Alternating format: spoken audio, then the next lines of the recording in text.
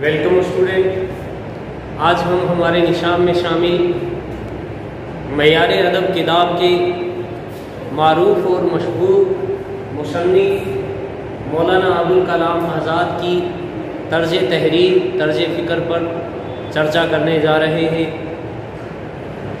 ان سے ہم اور آپ اچھی طرح سے واقف ہیں۔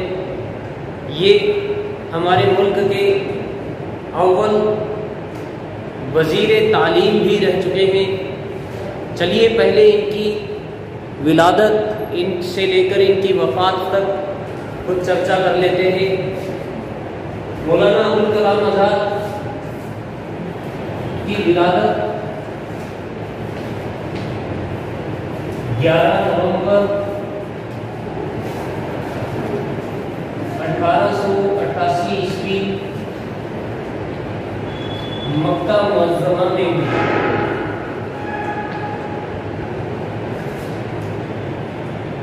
ان کا سب سے بڑا ادب میں کارنامہ، جس کے وجہ سے انہیں ایک الگ پہچان ملی، جس کی وجہ سے ان کو مقبولیت حاصل ہوئی، وہ ان کا کارنامہ ہے ان کی لکھی ہوئی تحریر، ان کی تصنیف، جو ان کے خطوط کا مجموعہ ہے۔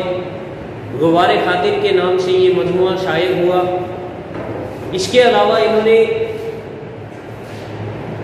کچھ معروف اور مشہور اپنے زمانے کے رسالے بھی شائع کیے، جن میں سے 1912 عیسوی میں ان کا ایک رسالہ الہلال نام سے چلتا تھا، وہ جو حکومت برطانیہ تھی اس نے ضبط کر لیا۔ اس کے بعد میں انہوں نے 1913-14 میں لمسم ایک اور رسالہ شائع کیا، جس کا مضمون البلاد کے نام سے جسے مشہوریت ملی۔ ان کی وفات 22 فروری 1954 عیسوی دہلی میں ہوئی۔ مولانا ابوالکلام آزاد ہمارے ادب کے ایک مشہور اور معروف مصنف گزرے ہیں، اور ان کی مقبولیت کا جو راز ہے ہمارے ادب میں، وہ ان کی جو سادہ سلیس زبان ہے اور عام فہم زبان ہے، ان کا اسلوب نگارش ہے، جس کے اثر سے ہمارے اردو ادب میں، اردو تحریر میں، ان کی لکھی ہوئی تحریروں میں ایک دلکشی سی پیدا ہو جاتی ہے۔ دیکھیے، مولانا ابوالکلام آزاد ایک زبردست انشا پرداز گزرے ہیں، اور مختلف اسالیب پر انہیں قدرت حاصل ہے۔ ان کے انداز بیان میں بہت تاثیر ہے۔ مولانا کی ادبی کوششیں الہلال اور البلاد اخباروں سے ظاہر ہوتی ہیں، جن میں انہوں نے اپنے قلم کے جوہر دکھائے۔ ان کے علاوہ ان کے مضامین خطوط اور قرآن مجید کی تفسیر وغیرہ منظر عام پر آ چکے ہیں۔ چلیے آگے جانتے ہیں ہم ان کی مولانا ابوالکلام آزاد کی طرز تحریر کی خوبیوں کے بارے میں۔ ان کی طرز تحریر کی پہلی جو خوبی ہے، جو سب سے نمایاں خوبی ہے، وہ ہے عام فہم زبان۔ عام فہم زبان یعنی ایسی زبان جو عوام کے سمجھ میں آ سکے، یعنی سب کے سمجھ میں آ سکے، عام اور خاص، جس کو پڑھنے کے بعد میں اچھی طرح سے سمجھ سکے۔ ان کی زبان کی یہ پہلی اور نمایاں خوبی ہے، جس کی وجہ سے انہیں ادب میں ایک نمایاں مقام حاصل ہے۔ ان کی زبان کے بارے میں ان کی جو تصنیف ہے، جو مشہور اور معروف تصنیف ہے غبار خاطر، جو ان کا خطوط کا مجموعہ ہے، اس میں ان کی زبان کے ظہور ہمیں دیکھنے کو مل سکتے ہیں۔ جب ہم ان کی تصنیف غبار خاطر کا مطالعہ کریں گے تو ان کی عام طرح سے متاثر ہو جائیں گے۔ اور ان کی عام فہم زبان پر غبار خاطر کے کئی خطوں میں نظر آتی ہے، مگر وہیں جہاں موضوع اس کا مطالبہ کرتا ہے، مثلا چیڑے کی کچھ کہانی، ان کی ایک کہانی لکھی ہوئی ہے اسی خطوط کے مجموعے میں، چیڑے کی کہانی، ہر چند ایک علامتی کہانی ہے مگر ہے بہرحال کہانی۔ یہاں واقعات زیادہ اہم ہیں اور ان پر توجہ کل مرکوز رہنا ضروری ہے، اس لیے یہاں سادہ و سہل زبان استعمال کی گئی، اور اندازہ ہے کہ مولانا اس زبان پر بھی پوری قدرت رکھتے تھے۔ ایک خط کا اقتباس ہم پڑھنے جا رہے ہیں، ملاحظہ۔ لوگ ہمیشہ اس کھوج میں لگے رہتے ہیں کہ زندگی کو بڑے بڑے کاموں کے لیے کام میں لائیں، لیکن یہ نہیں جانتے کہ یہاں ایک سب سے بڑا کام خود زندگی ہوئی، یعنی زندگی کو ہنسی خوشی کاٹ دیں۔ یہ ان کی عام فہم زبان کا سب سے نمایاں خوبی ہے کہ ایسی زبان ہے جو پڑھنے والے قارئین کے ذہن میں اچھی طرح سے ذہن نشین ہو جاتی ہے اور بالکل پر اثر انداز میں وہ اس کو پڑھ کر اس کا اچھی طرح سے مطالعہ کر سکتا ہے۔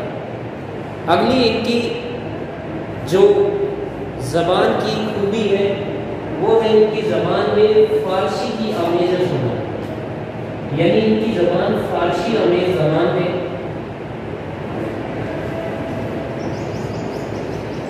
فارسی آمیز زبان، دیکھیے ہم اچھی طرح سے جانتے ہیں کہ جس زمانے میں یا ان کا جو دور تھا اس دور میں فارسی زبان کا بھی ہمارے ادب پر غلبہ تھا، اس وجہ سے اس زمانے کے یا اس وقت کے جتنے بھی لکھنے والے جتنے بھی ادیب ہیں ان کی زبان میں ہمیں فارسی زبان کی آمیزش یعنی مشرن دیکھنے کو ملے گا۔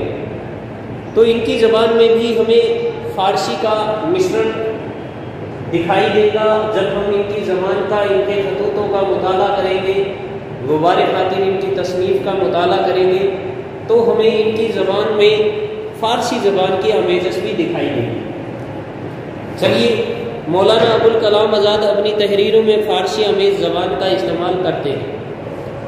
عربی و فارسی پر مولانا کو کامل عبور حاصل تھا، ان کی تقریباً تمام تحریریں اس کی گواہ ہیں۔ غبار خاطر کا پہلا خط ایک فارسی شعر سے شروع ہوتا ہے، اس کے بعد صرف ایک جملہ ہے جو یہاں نقل کیا جاتا ہے، ملاحظہ ہو، دل حکایتوں سے لبریز ہے مگر زبان در ماندائے فرصت کو، پارائے سخن نہیں مہلت کا منتظر ہوں ابوالکلام۔ آخر میں یہ ایک جملہ کہہ کر اپنے خط کا اختتام کرتے ہیں۔ تو ہم نے جانا کہ ان کی زبان جو فارسی آمیز زبان ہے وہ کس طرح کی زبان ہے اور ان کی زبان کی جو خوبی ہے، ان کا اسلوب بیان ہے، اس میں ہمیں فارسی زبان کی بھی ظہر دیکھنے کو ملیں گے، عربی زبان کی بھی ظہر دیکھنے کو ملیں گے، کیونکہ یہ اردو زبان کے ساتھ ساتھ فارسی اور عربی زبان پر بھی پوری طرح سے کامل طور پر عبور حاصل یا عبور رکھتے تھے۔ اگلا ان کی زبان کی خوبی ہے تیسری، وہ ہے ان کی زبان میں شعری زبان کا استعمال کرنا، یعنی شعری وسیلوں کو ساتھ میں پیش کرنا۔ تو ان کی جو زبان ہے شعری زبان ہے، یعنی ہمیں جب ان کی تحریروں کا مطالعہ کرنے کو ملے گا تو ہم یہ دیکھیں گے کہ ان کی زبان میں ہمیں شاعری کا سا رنگ ملے گا، جیسے کہ شاعری کی جاتی ہے اس طرح سے ان کی زبان میں بھی ہمیں شاعری کے اثر دکھائی دے گی۔ ان کی شعری زبان کی خوبی یہ ہے کہ جب یہ زبان استعمال کرتے ہیں اور شاعری کا رنگ اس میں نمودار کرتے ہیں تو ہم اپنے آپ ان کی زبان کو پڑھنے کے بعد ان کی طرف کھینچے چلے جاتے ہیں۔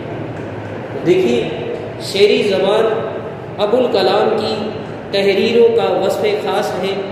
یہی وجہ ہے کہ غبار خاطر کے جملوں کو پڑھ کر قاری کے منہ سے اس طرح بے ساختہ داد نکلتی ہے جیسے غزل کے شعر سن کر ہی نکل سکتی ہے۔ مثلا کبھی ایسا ہوتا ہے کہ ہم پھولوں کی سیج پر لوٹتے ہیں اور راحت نہیں پاتے، کبھی ایسا ہوتا ہے کہ کانٹوں پر دوڑتے ہیں اور ہر چبھن میں راحت و سرور کی ایک دولت پاتے ہیں۔ مولانا کی شعری اسلوب کے کئی روپ ہیں جو کہ ان کی تحریروں سے عیاں ہیں۔ دیکھیے انہوں نے جس طرح سے اپنی شعری وصف بیان کیا، ان کی شاعری کی جو زبان ہے اس زبان کے بارے میں انہوں نے بیان کیا، تو دیکھیے یہ کیا بیان کر رہے ہیں کہ مطلب کبھی انسان جب پھولوں کی سیج پر لوٹتا ہے تب بھی اس کو راحت نہیں ملتی، اور کبھی کبھار ایسا ہوتا ہے کہ جب وہ کانٹوں بھری منزلوں پر چلتے ہیں تب بھی وہ کیا ہے ایک سکون اور راحت کی سانس لے پاتے ہیں۔ یعنی ان کا کہنے کا مقصد اگر ہم سمجھیں، اس کو ہم دیکھیں تو دیکھیے ان کے کہنے کا مقصد کیا ہے کہ انسانی جو زندگی ہے وہ آزمائشوں سے بھری ہوئی زندگی ہے۔ یعنی ہماری زندگی میں جگہ جگہ پر ہمیں امتحانات سے گزرنا پڑے گا، اور اس آزمائش سے انسان کس طرح سے نکل سکتا ہے۔ دیکھیے کبھی کبھار انسان راحت میں بھی راحت نہیں پاتا ہے اور کبھی کبھار مشکلوں سے بھی راحت پا جاتا ہے، تو یہی اصل زندگی کا مقصد انہوں نے بیان کیا ہے۔ تو ان کی زبان میں ہمیں شعری زبان کا وصف دیکھنے کو ملتا ہے، اور یہ ان کی ایک وصف خاص بھی ہے۔ تو یہ تھی ان کی شعری زبان کا جو ہم نے جانا۔ اس کے علاوہ ان کے یہاں شعری وسائل بھی پائے جاتے ہیں۔ ان کی زبان کی چوتھی جو خوبی ہے وہ یہی ہے کہ ان کی یہاں شعری وسائل پائے جاتے ہیں۔ وسائل جمع ہوتا ہے وسیلوں کا، یوں کہہ دیجیے کہ وسیلے کا جمع شعری وسائل، یعنی یہ شاعری کے وسائل یعنی وسیلے کے ساتھ میں اپنی نثر کو آگے بڑھاتے ہیں۔ تو دیکھیے ان کی یہاں کچھ شعر بھی ہمیں دیکھنے کو ملیں گے، جگہ جگہ ان کی جو نثر کو ہم پڑھیں گے، ان کے خطوطوں کو پڑھیں گے، ان کے خطوں پر مطالعہ کریں گے تو ہمیں ان کے خطوں میں شعری وسائلوں کا بھرپور آنند لینے کو ملے گا، اور بھرپور مزہ لے کر ہم ان کی نثر کو پڑھ سکتے ہیں۔ یعنی ان کی نثر میں کیا ہے، جو زبان ہے وہ چٹکارے دار زبان ہے، جس زبان پر ہم اگر پوری طرح سے مطالعہ کریں تو ہمیں دیکھنے کو ملے گا کہ یہ شاعری کے وسیلے دے کر، یعنی شعر لکھ کر اپنی نثر کو ربط دے رہے ہیں، اپنی نثر میں ربط قائم کر رہے ہیں۔ یعنی ایک طرح سے شاعری اور نثر کو کیا ہے جوڑنے کا کام کر رہے ہیں، اور شاعری کے ذریعے اپنی بات کو نثری انداز میں بھی بیان کر دیتے ہیں۔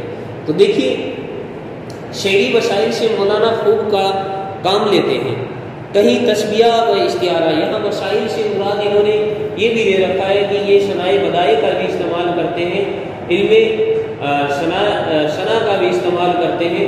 تو شعری وسائل میں یہ کیا ہے، استعارہ، تشبیہ، اور کہیں مزاج و کنائے ہے، کہیں لفظی و معنوی شنائے ہیں، تو کہیں تجسم یا تجسم سے مراد یہ ہے کہ کسی بے جان شے کو جاندار مان لیتے ہیں۔ ان وسائل سے نثر میں شعر کا سا حسن پیدا ہو جاتا ہے، اور قاری اس طرح لطف اندوز ہوتا ہے، یعنی مزے لیتا ہے جیسے وہ کوئی شعر پڑھ رہا ہو۔ اس کی مثال ملاحظہ ہے۔ دیکھیے میری پچھلی زندگی مجھے قید خانے کے دروازے تک پہنچا کر واپس چلی گئی، یعنی ایسا لگتا ہے جیسے یہ شعر کہہ رہے ہیں اور شعری وسائل کا کام لے رہے ہیں۔ یعنی تشبیہ اور استعارے کا استعمال کر کے یہ اپنی شاعری میں ربط پیدا کر رہے ہیں، مزہ پیدا کر رہے ہیں، اور ایک نیا حسن اپنی نثر کے اندر انہوں نے بھر دیا ہے۔ پھر دیکھیے ان کی اگلی جو خوبی ہے، پانچویں خوبی، وہ ان کی طرز تحریر میں ہے، ان کی طنز و ظرافت۔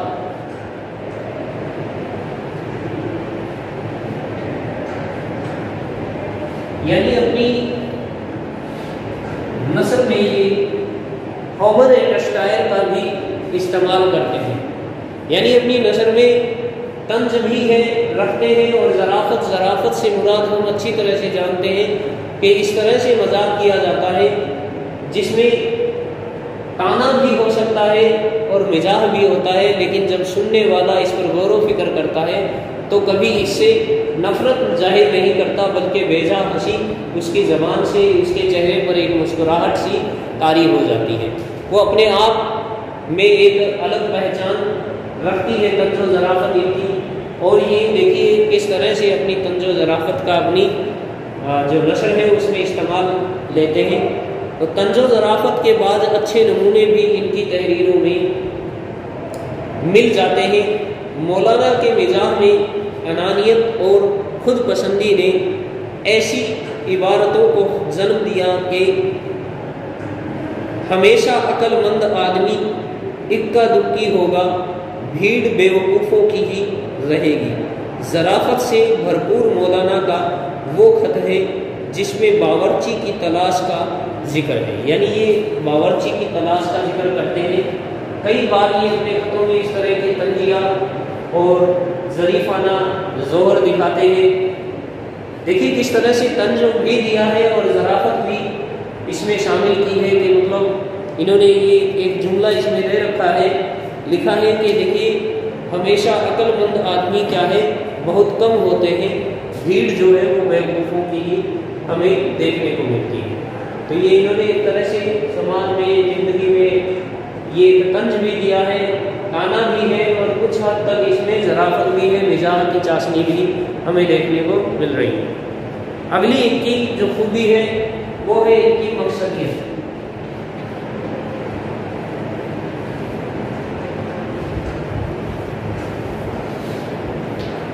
دیکھیے مقصدیت کو ہم اچھی طرح سے جانتے ہیں کہ مقصدیت کیا چیز ہے، یعنی جو نثر نگار ہیں، جو لکھنے والے ادیب ہیں، وہ مقصدیت کو اپنا وصف خاص سمجھا کرتے تھے، کیونکہ یہ وہ زمانہ تھا جو شاعری اور جو مبالغے آرائی تھی اس سے کیا ہے ہٹ کر نثر کی جا رہی تھی۔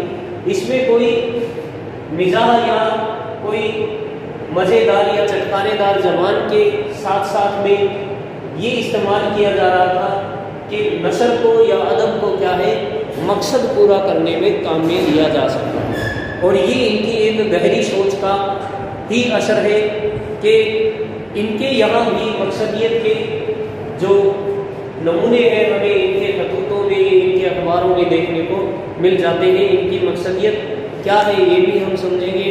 ان کی مقصدیت ہے کہ تمام جتنی بھی قوم ملک کی قومیں ہیں ان قوموں کو بیدار کرنا۔ یہ اپنے اخباروں، اپنی تحریروں کے ذریعے پوری قوموں کو ایک پیغام دیتے ہیں، اور اپنے مقصد کو پورا کرنے کے لیے ان تک اپنے پیغام کو پہنچاتے ہیں۔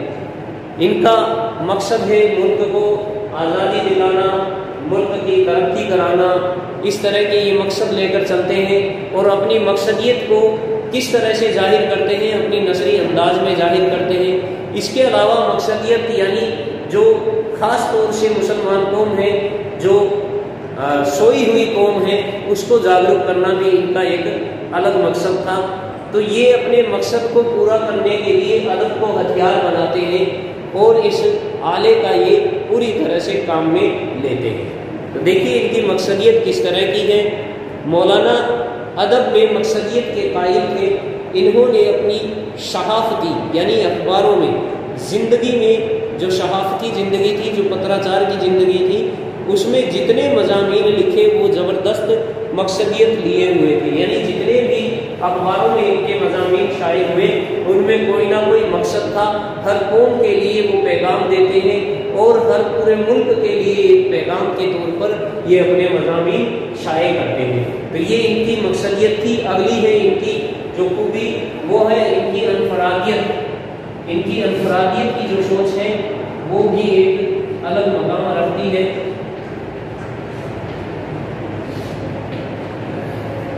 دیکھیے انفرادیت کے بارے میں ہم جانتے ہیں کیا ہوتے ہیں۔ انفرادیت مولانا کے مزاج میں داخل تھی۔ روش عام سے ہٹ کر چلنا، ساری زندگی ان کا معمول رہا، ایک خط میں لکھتے ہیں کہ ساری دنیا میں الٹی چال میرے حصے میں آئی۔ یعنی انفرادیت کا اصل معنی تو یہ ہے کہ سب سے ہٹ کر، یعنی اکیلا، ایک فرد۔ انفرادیت سے مراد ہوتی ہے اکیلا یا سب سے الگ۔ اور ان کی جو تحریریں ہیں، ان کی جو لکھی ہوئی ان کے جو خطوط ہیں، ان میں ہمیں ان کی انفرادیت کے جوہر بھی دیکھنے کو مل جاتے ہیں۔ ان کی انفرادیت کس حد تک درجہ ہے وہ بھی ہم جانیں گے کہ کتنی ہے۔ دیکھیے، یہ سب سے الگ ہٹ کر لکھتے ہیں، سب سے پہلی بات تو یہ، یعنی یہ ہم ان کے خطوط کی کچھ چرچا کرتے ہیں۔ یہ اپنے خطوط میں لکھتے ہیں کہ جیسے کہ ابھی میں نے ایک جملہ پڑھا کہ ساری دنیا میں الٹی چال میرے حصے میں آئی ہے۔ اس کے علاوہ یہ ایک جگہ لکھتے ہیں کہ پیچھے ہم پڑھ کر بھی آئے ہیں کہ لکھتے ہیں کہ میری جو پچھلی زندگی ہے اور میری جو یہ جیل کی زندگی ہے، وہ میری پچھلی زندگی مجھے قید خانے تک چھوڑ کر واپس چلی جاتی ہے۔ اس طرح سے سب سے ہٹ کر لکھنا ان کے خطوط میں ہمیں یہ نمایاں طور پر دکھائی دیں گے۔ اس کے علاوہ ہم دیکھیں گے کہ یہ کہتے ہیں کہ میں اپنے دو طرح کے ذہن رکھتا ہوں، ایک قید خانے کا ذہن اور ایک قید خانے کے باہر کا ذہن۔ جب قید خانے میں ہوتا ہوں تو قید خانے کے باہر کے ذہن کو اتار دیتا ہوں، اپنے سر کو الگ کر دیتا ہوں، اور جو قید خانے کے اندر کا جو ذہن ہے وہ اپنے آلے میں، اپنے جسم میں لگا لیتا ہوں۔ تو اس طرح کی یہ جو تحریروں میں الگ الگ طرح کی جو مثالیں ان کے پیش کرتے ہیں، اس مثالوں میں بھی ہمیں ان کی انفرادیت کے جو جوہر ہیں وہ خوب اچھی طرح سے دیکھنے کو ملیں گے، اور جس سے قاری جو ہے پوری طرح سے پرلطف ہو کر اسے مزے لے لے کر چٹکارے مار کر اچھی طرح سے پڑھے گا۔ تو یہ ان کی انفرادیت کے جوہر ان کے خطوطوں کے مجموعے غبار خاطر انتخاب غبار خاطر میں ہمیں اچھی طرح سے دیکھنے کو ملیں گے۔ چلیے، ان کی اگلی جو خوبی ہے وہ ہے ان کا انانیت۔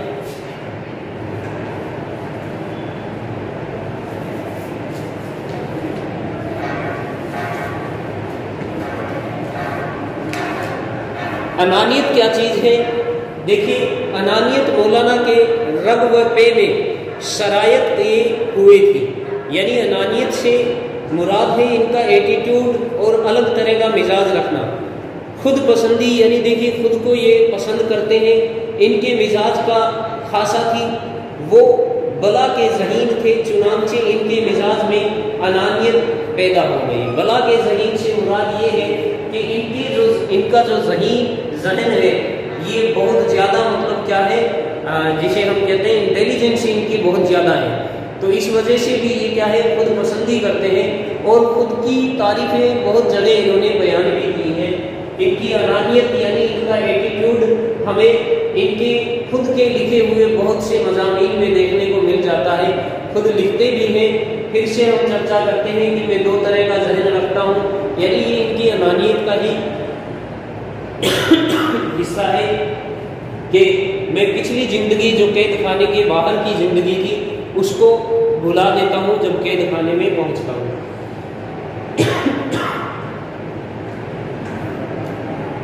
اب دیکھیے کچھ انہوں نے لکھا بھی ہے کہ جیل میں طبی معائنے کا ذکر کرتے ہوئے ایک خط میں لکھتے ہیں کہ سول سرجن ہر شخص کا سینہ ٹھوک بجا کے دیکھتا رہا، یعنی کوئی سرجن، کوئی ڈاکٹر یہاں ان کے قید خانے میں آیا ہے، اور قید خانے میں جب سب کے سینے بجا کر وہ چیک کر رہا ہے ان کی بیماری کا، ان کی جن چیزوں کا چیک کر رہا ہے، اور چیک اپ چل رہا ہے سب کا، تو یہ کیا ہے، سب کا چیک اپ کر رہا ہے اور سینہ بجا کر دیکھ رہا ہے کہ کیا آواز نکلتی ہے۔ معلوم نہیں پھیپھڑوں کی حالت معلوم کرنی چاہتا تھا یا دلوں کی۔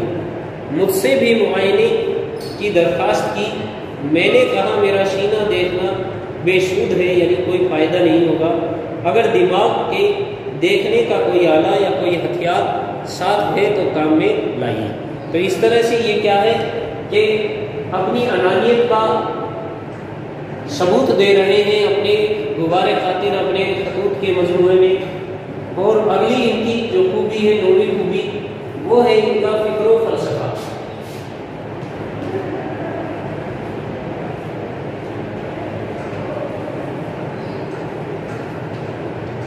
کا فکر و فلسفہ۔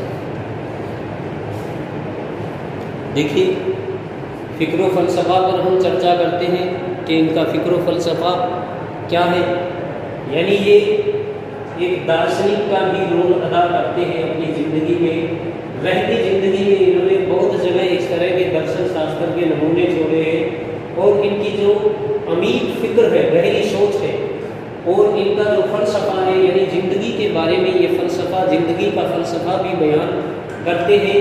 اپنی بہت سی تحریروں میں انہوں نے بیان بھی کیا ہے کہ زندگی اگر انسان چاہے تو کسی بھی حال میں رہ کر ہنسی خوشی گزار سکتا ہے، اس طرح کے فلسفیانہ رنگ ہمیں ان کی اس میں نثر میں دیکھنے کو مل جاتی ہے۔ تو فکر و فلسفہ کا عنصر بھی مولانا کی تحریروں میں نظر آتا ہے۔ ہر وقت سوچنا اور مسلسل سوچنا ساری زندگی مولانا کی عادت رہی۔ ان کی تحریروں میں فکر و فلسفہ کہیں پوری طرح حاوی ہے تو کہیں اس کی ہلکی لہریں نظر آتی ہیں۔ ایک خط میں خوشی کا فلسفہ پیش کیا گیا ہے۔ مولانا فرماتے ہیں کہ اصل خوشی جسم کی نہیں دماغ کی خوشی ہے، جو قید و بند میں بھی برقرار رہتی ہے۔